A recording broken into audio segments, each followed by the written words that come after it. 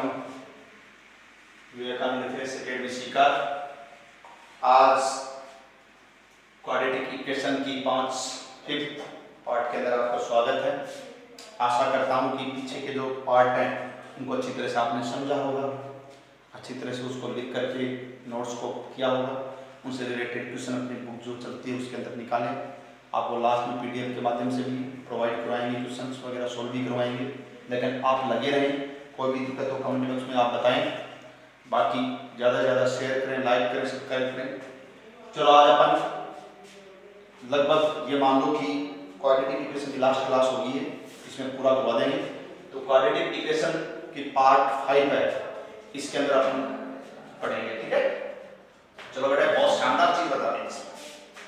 बेटा हमने द्विघात समीकरण पढ़ा है, द्विघात समीकरण और द्विघात बहुपद। मैंने जब ये क्लास स्टार्ट की थी उसमें द्विघात मतलब बहुपद भी बताया था आपको। तो जैसे देखो मैं इसके अंदर जो बता रहा हूं, क्या बता रहा हूं, द्विघात बहुपद, क्योंकि द्विघात समीकरण से रिलेटेड ही है। तो क्वाड्रेटिक बहुपद बोलते हैं या व्यंजक भी बोलते हैं, क्योंकि मैंने पहली क्लास में आपको बताया था, याद करो, कि हर बहुपद व्यंजक होता है, हर बहुपद व्यंजक होता है, हर व्यंजक बहुपद नहीं होता है। क्योंकि ऐसा व्यंजक जिसमें केवल एक सिंगल वेरिएबल यानी चर हो वह व्यंजक बहुपद कहलाता है। इसलिए बहुपद है ये व्यंजक की विशेष परिस्थिति होती है, बहुपद है ये व्यंजक की विशेष परिस्थिति होती है। इसलिए मैंने क्या बताया कि बहुपद व्यंजक होता है, इसलिए इसको आप व्यंजक भी बोल सकते हैं, बट हर व्यंजक बहुपद नहीं होता है, ठीक है। चलो मैं fx ले रहा हूं ax² plus bx plus c equal to 0, sorry equal to 0 नहीं। अगर मैं इसके बराबर 0 लेते तो द्विघात क्या हो जाएगा, समीकरण हो जाएगा ना। तो ये द्विघात क्या है, बहुपद नियम है, ठीक है। और वही बात where all a b c belongs to, चलो मैं इसमें वो परिमेय से क्यों में ले लेता हूं। आपको जब मैंने नेचर ऑफ रूट्स आप बताया था आपको, उसमें मैंने एक विशेष परिस्थिति बताई थी कि ए बी सी है, ये परिमेय संख्या रूट 2 रूट 3 नहीं हो, इस परिस्थिति में आपको मैंने बताया था। तो वैसे आप इसको करें और यही चीज है कि a not equal to 0, a 0 नहीं होना चाहिए, क्योंकि a 0 होते तो द्विघात नहीं होगा, ठीक है। अब एक बात सभी बच्चे गौर से सुनेंगे, बहुत शानदार, मतलब एक बात क्या सुनेंगे कि बेटा ये जो द्विघात व्यंजक है यानी बहुपद अपन पढ़ रहे हैं, और द्विघात समीकरण जो हमने पढ़ लिया है, मैं एक बात बताता हूं आपको, उसको समझेंगे सभी। रफ काम बता रहा हूं, एक बार रफ काम, ठीक है। जैसे मैंने लिखा x² minus 10x plus 21 equal to 0, लिख दिया। बोलो बेटा क्या है, what is this, this is quadratic equation, ये द्विघात समीकरण। चलो इसको सोल्व किए, फैक्टर से कर लें, द्विघात सीधे सूत्र से भी कर सकते हैं, x इक्वल टू माइनस का b plus minus root of b square minus 4ac upon 2a, ठीक, उससे कर सकते हैं। और फैक्टराइजेशन यानी गुणनखंड से भी कर सकते हैं, गुणनखंड कर लें तो x² माइनस के फैक्टर हो गए इसके, तो x into x माइनस का 7 माइनस का 3 into x minus 7 equal to 0, ठीक है। इस तरीके से x minus 7 and x minus 3 equal to 0, इस तरह से x इक्वल टू 3 और 7 इसका आंसर आ गया। इक्वल टू अलग-अलग 0 करेंगे ना तो क्या आ जाएगा 3 और 7, ठीक है। ये इसके क्या आ गए, हल, मूल, सॉल्यूशन। तो मैं बेटा क्या बताना चाह रहा हूं, बहुत अच्छी तरह गौर से सुनेंगे। जिस जमाने में एक द्विघात समीकरण है और उसके ये जो आपके पास आए हैं x के जो वैल्यूज आए हैं, ये वैल्यूज इसके हल, रूट्स, सॉल्यूशन कहलाते हैं। द्विघात समीकरण के जमाने में इनको अपन मूल हल यानी कि मूल बोलते हैं, हल बोलते हैं, ठीक है। और इनको इस 3 को, अब इसको 3 को इसमें रखोगे ना तो ये टोटल वैल्यू क्या हो जाएगी, 0 हो जाएगी, यानी इसको 0 करता है, ये 0 बना देता है। और 7 रखोगे तो भी 0 बना देगा, ये संतुष्ट करेंगे, सेटिस्फाई करेंगे, तो सबको पता है। लेकिन इनको बोलेंगे क्या अपन, मूल हल बोलेंगे। आधी बात समझ में, क्या बोलेंगे, मूल हल बोलेंगे। लेकिन अगर मैं इक्वल टू 0 नहीं लगाता, इक्वल टू 0 नहीं लगाता और इसको fx इक्वल टू द्विघात बहुपद बोल देता, क्या बोलेंगे, अब इसको अपन द्विघात क्या बोलेंगे, बहुपद बोलेंगे। और फिर इसको ऐसे फैक्टर करके क्या करके फैक्टर करके लास्ट में जो आता है उनको इक्वल टू 0 करके फिर निकालेंगे, इक्वल टू 0 करके निकालेंगे। तो अब ये जो आए इनको हल नहीं बोलेंगे, मूल नहीं बोलेंगे, इनको शून्यांक बोलेंगे। क्या बोलेंगे? जीरोज, शून्यांक। यानी कि जो चीज, और ये है ना, ये इसमें गुणनखंड है। तो हम 9th क्लास में पढ़ते हैं, 9th क्लास में आती है अपनी ये चीज कि ऐसा आता है कि जैसे ये लिखा हुआ है तो इसके सामने ये लिखा हुआ है, इसका गुणनखंड है या नहीं है, चेकआउट कीजिए कि that is factor of this, yes या नो, इसका गुणनखंड है या नहीं है। तो हम क्या करते थे, दो तरीके हैं, या तो इसका इसमें डिवाइड करते थे, भाग करते थे, पूरा भाग जाए, शेष पर रिमाइंडर 0 बचे, तो ये इसका गुणनखंड हो जाता है। ये तो एक तरीका होता है। या फिर क्या तरीका होता है कि इक्वल टू 0 करके x की वैल्यू जो निकालेंगे दैट इज कॉल्ड जीरोस। क्यों? क्योंकि अगर इसको इस x की जगह 3 इस पे रखें, 3 रखने पर अगर इसका मान 0 दे देता है, और ये देगा भी, आपके सामने देगा, ये 0 देगा, तो इस x की वैल्यू 3 रखने पर ये 0 बना देगा इसको। इसलिए x इक्वल टू जो 3 है ये इसका हल या मूल नहीं है, बहुपद के जमाने में ये मूल नहीं है, ये शून्यांक कहलाता है। ध्यान रखना, मतलब चीज वही है, लेकिन बहुपद के जमाने में शून्यांक बोलेंगे और समीकरण के जमाने में मूल या हल बोलेंगे। आई बात समझ आ गई? चलो अच्छी बात है। इसका मतलब जिसको द्विघात समीकरण के हल मूल निकालने आते हैं और उसको उसके शून्यांक भी निकालने आते हैं, कोई अलग चीज है नहीं, निकाल सकते हैं। अगली बात, अगर एग्जाम में ये पूछ ले कि इस द्विघात समीकरण के द्विघात बहुपद के शून्यांकों की प्रकृति बताइए, what is nature of zeros of this quadratic expression. इस द्विघात बहुपद या व्यंजक जो है इसके शून्यांकों की प्रकृति कैसी होगी, नेचर कैसी होगी। तो जैसा हमने द्विघात समीकरण में किया था सेम वही करना है, वही d = b² - 4ac करना है, वही 0 से बड़ा आए तो फिर ये वास्तविक और समान होंगे, और 0 से बड़ा जो आया था वो अगर पूर्ण वर्ग आता है तो परिमेय और समान, और पूर्ण वर्ग नहीं आता है तो अपरिमेय और समान आता है। समझे? वो चीज याद करनी, वो की वही है, कोई दिक्कत नहीं है। बस यानी कि वो का वही फॉर्मेट पूरा याद करना है, बस मूल की जगह वहां पे शून्यांक लगाते जाओ। इतनी बात समझ में आ गई? तो बताओ ईमानदारी से बेटा कि शून्यांक किसे कहते हैं? क्या होता है शून्यांक? द्विघात बहुपद या व्यंजक में चर अक्ष के वो मान, अक्ष में है तो अक्ष के, y में है तो y के, वो मान जिनको उसमें रखने पर उनको शून्य बना दे, 0 कर दे, वो उसके शून्यांक कहलाते हैं। समझ गए? तो वही चीज है। तो बोलो शून्यांक समझ में आ गया। और एक बात और बताऊं आपको कि जब आप इसका डायग्राम बनाएंगे, क्या बनाएंगे? डायग्राम बनाएंगे, तो इसका डायग्राम जो भी बनेगा, क्योंकि मैं एकदम फिक्स नहीं बोल रहा हूं कि आप ये नहीं कहते कि सर आपने तो डायग्राम गलत बना दिया, क्योंकि मैं ध्यान देकर के नहीं बना रहा हूँ, मैं तो रफली बात समझा रहा हूँ आपको। इसको ध्यान से देख करके जो बात है वो आगे करेंगे अपन, ठीक है? मैं पहले बात ये कर रहा हूँ कि इसका डायग्राम मान लो ऐसे बना, इसका डायग्राम है वो मान लो कि ऐसे बना, इसका डायग्राम मान लो ऐसे बना, तो यहाँ जो है ना, यहाँ पे ये x की वैल्यू 3 होगी, यहाँ पे x की वैल्यू कितनी होगी? 7 होगी। क्यों? क्योंकि x की वैल्यू 3 और 7 पे 0 हो जाता है। ये कौन है? ये y, ये fx कौन है? ये y तो होता है। अरे fx gx hx फलन का मान, बहुपद का मान, हर बहुपद फलन होता है, बता चुका हूं, ठीक है? ये y होता है, ठीक है? तो ये जो y का मान है ना, ये y है, ये यही है, और ये x के मान आप रख रहे हो, तो ये 3 पर इसको 0 बनाएगा नहीं बनाएगा? क्योंकि ये शून्यांक इसको शून्य कर देगा। किसको शून्य कर देगा? fx यानी कि y के मान को शून्य कर देगा। अक्ष पे y का मान 0 होता है या नहीं होता? कसम खा करके बोलो होता है। It's okay. तो इसका मतलब x के मान 3 पे y का मान 0 हो गया, 7 पे भी 0 हो गया।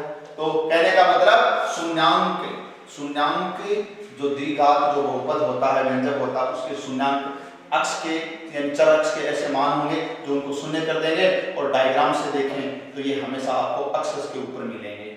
यानी कहने का मतलब ये वो बिंदु होते हैं जब द्विघात बहुपद को बाय डायग्राम आप स्ट्रक्चर बाय डायग्राम आप उसको दिखाएं, तो ये जो शून्यांक है ये वो बिंदु होते हैं जहां पे ये द्विघात बहुपद का जो ग्राफ है ये अक्ष को काटता है। ये अक्ष को क्या करता है? काटता है। अक्ष को जहां काटेगा ना, वो बिंदु है ये शून्यांक। द्विघात बहुपद के ग्राफ बनाने पर ये ग्राफ जहां जहां अक्ष को काटेगा वो बिंदु शून्यांक है, क्योंकि at this point at axis value of y equal to 0, y का मान 0 होता है, y का मान क्या होता है 0 होता है। समझ में आया?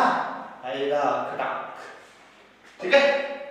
चलो अब मैं इस पे डिटेल से बात कर रहा हूं, ये तो मैंने समझाई बात आपको, क्योंकि द्विघात बहुपद व्यंजक है, इसके जो अक्ष के जो मान रखने पर 0 कर दो क्या बोलेंगे शून्यांक। प्रकृति कैसे निकालोगे? जो द्विघात समीकरण में आपने पढ़ी थी, विवेचक d का मान b स्क्वायर माइनस 4ac का मान 0 से बड़ा, 0 के बराबर, 0 से छोटा, सेम वही वैसे ही करना, ठीक है। तो मैं उस पे डिटेल से यहाँ पे टाइम जाया नहीं करना चाहूंगा, वो दोबारा नहीं दिखाऊंगा, तो वही चीज है, ठीक है। अब मैं मेन चीज दिखा देता हूं उसकी, क्या है देखिए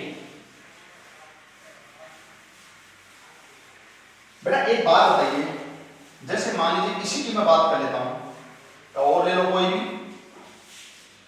जैसे मैंने अभी बताया था आपको कि y इक्वल टू, y का मतलब f अक्ष लिखो, तो एक बात है, जैसे मैंने लिखा x स्क्वायर माइनस का 4x प्लस का 5 लिख दिया, मान लिख दिया। क्या है ये? द्विघात बहुपद है, व्यंजक है, ठीक है।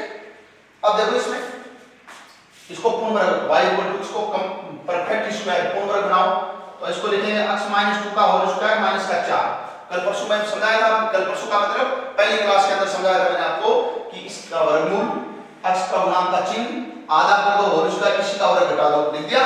ये क्या है? इसको बैलेंस बनाएगा। आगे क्या है? प्लस का 5, ठीक है, इक्वल टू x माइनस 2 का होल स्क्वायर, 5 में से 4 जाएगा, प्लस का कितना बच गया 1। ये क्या है? y, ये जो है x माइनस 2 का होल स्क्वायर, इसको इधर ले आए तो ये y माइनस 1। क्या लग रहा है, क्या दिख रहा है आपको बताओ? How are you feeling? How are you feeling? आप क्या नोटिस कर रहे हो? आपको क्या दिख रहा है? कुछ अजीब दिख रहा है, कुछ अक्ष दिख रहा है। अक्ष का तो अपने जीवन में अस्तित्व होना ही होना चाहिए, लेकिन आज इस अक्ष की बात करें। क्या दिख रहा है देखो, सोचो, ये जो है इसको कोई कैपिटल अक्ष ले लो, तो कैपिटल अक्ष स्क्वायर, और ये इसको कोई कैपिटल y ले लो, तो ये y, ये क्या बन गया? Like a parabola, like a parabola, परवलय, अक्ष स्क्वायर वाला परवलय। और आपको याद होगा अक्ष स्क्वायर वाला परवलय कैसे होता है? अक्ष स्क्वायर का प्लस वाला होता है, ऊपर की तरफ होता है, ऊपर की तरफ होता है, और माइनस वाला होता है, वो कहां होता है? नीचे की तरफ होता है। ये तो यहाँ शीर्ष होता है, अब ये शीर्ष, ये तो 0 0 पर है, तो ये नीचे ऐसे टच करेगा, इसको टच करेगा, ठीक है। लेकिन मेरा कहने का मतलब प्लस है तो ऊपर की तरफ इसका मुंह खुला होगा, और माइनस का तो नीचे की ओर मुंह खुला होगा। अगर प्लस का तो ऊपर की ओर अपवर्ड ओपन माउथ, और माइनस का है तो downward open mouth. It's okay. तो आइए समझ में, इसका मतलब अब आपको ठोक करके कहेंगे, क्योंकि आपको जोशी सर ने बताया है क्या कि प्रत्येक द्विघात व्यंजक का ग्राफ, या ये कहें कि वक्र किसको व्यक्त करता है, तो क्या बोलोगे? पैराबोला को, परवलय को। और वो भी ठोक करके, कौन से परवलय को? कौन से परवलय को? अक्ष स्क्वायर वाले को। ये तो अक्ष स्क्वायर वाला मैंने समझाया है, आप गणित की भाषा में बोलेंगे कि उस परवलय को व्यक्त करेगा जिसका अक्ष, जिसका अक्षिस यानी अक्ष है ये का मतलब y-अक्ष, या y-अक्ष के क्या होगा? समांतर। y-अक्ष तो कब बनता है? जब शीर्ष मूल बिंदु पे हो, और जब शीर्ष मूल बिंदु पे नहीं हो तो y-अक्ष के समांतर। मान लो कि ये ऐसे, ये तो x-अक्ष और y-अक्ष है ना, और शीर्ष यहाँ पर हो तो ऐसे हो, तो फिर अब क्या बनाइए? इसका अक्ष ये बनेगा, नहीं बनेगा, तो ये y-अक्ष के क्या बनेगा बताओ? समांतर बनेगा। y-अक्ष क्या बनेगा? समांतर। तो y-अक्ष के समांतर वाला भी हो सकता है, ठीक है। तो चलो अब मैं डिटेल से इसके ऊपर दिखाता हूं आपको। ये तो आपने नोट कर लिया पहले, ठीक है। चलो तो इस नोट्स के ऊपर बात कर लेते हैं अपन, बहुत अच्छी बात कर लेते हैं। द्विघात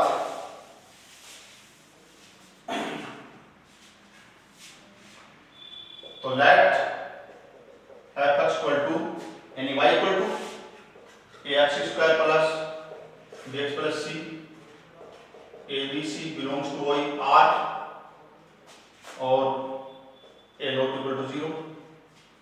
और वो जो Q में लिया था ना मैंने, Q में वो प्रकृति, nature of roots, nature of zeros, यहाँ पे बहुपद के लिए शून्यांक बताया था, प्रकृति के लिए अलग से बताया था, ठीक है।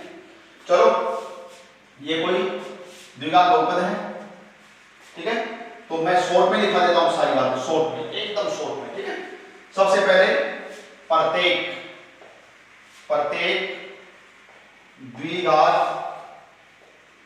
बहुपद का वक्र उस परवलय, प्रत्येक द्विघात बहुपद का वक्र भी है, थोड़ा सा मेरे क्या है लिखने में ऐसे, द्विघात बहुपद का वक्र उस परवलय को व्यक्त करता है जिसका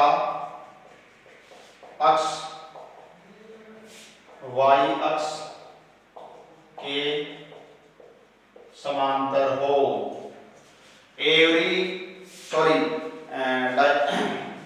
Curve of every quadratic expression always denote a parabola which is axis parallel to y axis, which is axis parallel to y axis। तो प्रत्येक द्विघात जो क्वाड्रेटिक एक्सप्रेशन है या बहुपद है, पॉलिनोमियल है, उसका जो वक्र है ये उस पैराबोला को व्यक्त करेगा जिसकी एक्सिस है वो y एक्स के क्या होगी, पैरेलल होगी। y एक्स भी हो सकती है लेकिन उसके पैरेलल भी हो सकती है। ठीक है, फिर अगली चीज जैसे ये आपने माना है ना, तो इस वक्र यानी वक्र का मतलब कौन है यहाँ पे, वक्र का मतलब समझ में आ गया, परवलय का शीर्ष, शीर्ष को अंग्रेजी में क्या कहते हैं, वर्टेक्स, क्या कहते हैं, वर्टेक्स, क्या होगा माइनस बी अपॉन, यहां लिखा देता हूं मैं आगे, यहां पे करा देता हूं ना, माइनस बी अपॉन 2a और 4ac minus B square upon 4a। अच्छी तरह से सभी बच्चे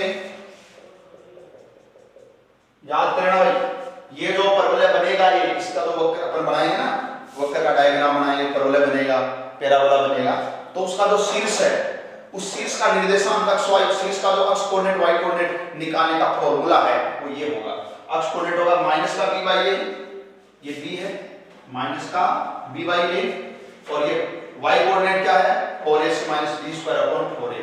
y का मतलब ये बहुपद का मान, शीर्ष के ऊपर बहुपद का मान, तो ये दोनों नोट कर लें अच्छी तरह से।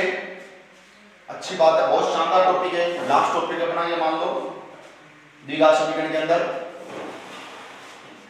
चलो आगे बढ़ते हैं, थोड़ा मिटा दें, छाप दिया, अच्छा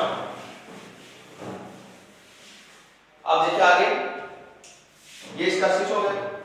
अब आगे वाली बात क्या है कि a 0 से बड़ा, a मतलब क्या, अभी थोड़ी देर पहले मैंने द्विघात जो बहुपद या व्यंजक लिखा था उसमें अक्ष का गुणांक a था, मैंने कहा था कि a 0 नहीं हो सकता वरना तो द्विघात नहीं रहेगा, 0 के अलावा प्लस का हो सकता है और माइनस की वैल्यू हो सकती है एक ही, तो पहले मैंने प्लस का ले लिया, तो प्लस का होगा तो इसका तो परवलय बनेगा, पैराबोला बनेगा, ये तो पता है आपको, ये ऊपर की ओर खुला हुआ बनेगा, तो ये 0 से बड़ा, तो परवलय, परवलय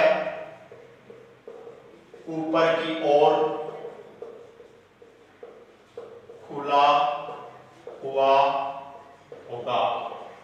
तो अगर ये प्लस का है, अक्ष पर का गुणांक प्लस का, तो ऊपर की तरफ खुला होगा, मैं थोड़ा सा समझा दूं कि ऐसे होगा, ऐसे ऐसे होगा, ठीक है। और यदि यदि a 0 से छोटा, नेगेटिव, 0 छोटा यानी नेगेटिव लेस देन टू 0, तो किधर होगा, नीचे की ओर, तो परवलय नीचे की ओर खुला होगा, खुला होगा या खुला हुआ होगा जो भी, यानी कि लाइक दिस, इस टाइप से इसका डायग्राम बनेगा। बहुत शानदार चीज है आपको अच्छी तरह से, ठीक है। अब बेटा मैंने थोड़ी देर पहले बताया था वही विवेचक b स्क्वायर माइनस 4ac अपन इसमें करे है ना, तो मैं दोस्त क्या बता रहा हूँ, अभी मैंने आपको बताया कि कैसे, मैं आपको एकदम शॉर्ट में बता रहा हूँ, जैसे a 0 से बड़ा लिया और a 0 से छोटा लिया, प्लस का माइनस का, अभी बताया मैंने आपको। अब मैं इसकी तीन स्थितियां बना रहा हूं, ये मैंने क्या बनाया, केवल अक्ष एक्सिस, y एक्सिस नहीं बता रहा हूं मैं, शॉर्ट में एकदम छोटा नॉर्मल बताना चाहिए। एक और स्थिति बना दी मैंने, और दिख रहा होगा आपको सबको, ये तीन स्थितियां बनाई, ये भी वही अक्ष एक्सिस, अक्ष एक्सिस, इधर करो तो अक्ष डैश कर लो, क्या है ये लो, ठीक है। ये d केस, ये यहाँ पे d वही b square minus 4ac, b square minus 4ac d की वैल्यू निकालेंगे, ठीक है। तो ये जो d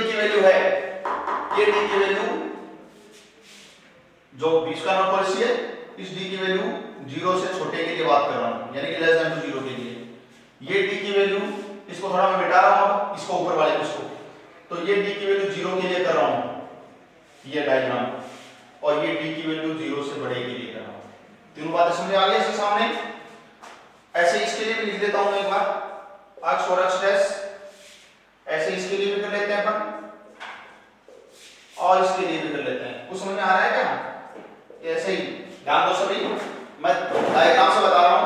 ए का मान 0 से बड़ा हो तो बताओ परवलय है, तो डायग्राम बनेगा द्विघात व्यंजक का, बहुपद का, किधर बनेगा? ऊपर की ओर खुला होगा। अब ऊपर की ओर खुला होगा तो उसकी स्थिति क्या बनेगी? जो विवेचक d स्क्वायर माइनस 4ac यानी कि d है, अगर ये नेगेटिव है तो नेगेटिव है तो इसकी स्थिति ये होगी, ये ऐसे, यानी एक्सिस को नहीं काटेगा। क्यों नहीं काटेगा? क्योंकि विवेचक का मान क्या है? नेगेटिव है। जैसे द्विघात समीकरण में विवेचक का मान नेगेटिव होता है, द्विघात समीकरण में विवेचक का मान नेगेटिव होता है, तो मूल काल्पनिक होते हैं, हल काल्पनिक होते हैं, कोई आंसर नहीं होता है। वैसे ही इसके अंदर द्विघात जो बहुपद है, व्यंजक है, उसके अंदर अगर अपने पास मूल है, वो सॉरी विवेचक है, नेगेटिव होगा, तो इसके जो शून्यांक हो जाएंगे वो शून्यांक काल्पनिक होंगे। काल्पनिक का मतलब हो गया वही बात है, मैंने क्या बताया था, शून्यांक जहां पर वक्र अक्ष को काटेगा। तो जब इसके शून्यांक काल्पनिक हो जाएंगे तो काटेगा नहीं। कहां काटेगा? काल्पनिक कल्पनाओं में है ना, तो ये नहीं काटेगा, बस ये शीर्ष हो जाएगा यहाँ पे इस तरह से। ये है ना, ये वही तो है जो आपको 6 में लिखा था, -b/2a और 4ac - b²/4a, ठीक है। ये फिर अगर d 0 है तो 0 तो वही मूल समान। अब यहाँ पे मूल यहाँ पे मूल का मतलब यहाँ पे शून्यांक समान, तो अब क्या होगा? ये इसको टच करके जाएगा ऐसे। अब देखो शून्यांक दोनों से एक जगह हो गए, एक जगह काटना अक्ष को, तो एक हो गया। वहां पे द्विघात समीकरण में मूल उत्तर हल समान, d का मान 0 होने पर यहाँ पर शून्यांक समान, एक जगह काटेगा, ठीक है। और यहाँ पे इस तरह से काटेगा। अब दो जगह काटे नहीं काटे, थोड़ी देर पहले मैंने बताया था, वो अभी थोड़ी देर पहले यहाँ पे बताया था, अक्ष स्क्वायर माइनस का 10 अक्ष प्लस का 21 है, तो इसमें b स्क्वायर माइनस 4ac निकालेंगे तो इसमें तो b square minus 4ac d की वैल्यू है वो पॉजिटिव आएगी। पॉजिटिव का मतलब है कि ये अक्ष स्क्वायर का गुणांक a प्लस का है, तो ऊपर की ओर खुला होगा, और d का मान पॉजिटिव आया तो ये नहीं बनेगा, ये नहीं बनेगा, वो बनेगा, और वो बनेगा तो दो जगह काटेगा। तो याद करो अक्ष के दो मान आए थे, नहीं आए थे, प्लस का 3 और प्लस का 7, तो ये प्लस का 3 है, प्लस का 7, ये दो बिंदु होंगे जहां पर अक्ष को काटेगा, तो दो शून्यांक हो गए और दो जगह अक्ष को काटेगा। तो शून्यांक जितने निकलते हैं वो उसका मतलब है अक्ष को उतनी जगह काटेगा। जब d का मान नेगेटिव 0 हो गया तो फिर भैया 0 हो गया तो वहां पे मूल काल्पनिक होते थे, यहाँ पे शून्यांक काल्पनिक हो गए। काल्पनिक शून्यांक होने का मतलब है अक्ष को इसका ग्राफ द्विघात बहुपद का ग्राफ नहीं काटना।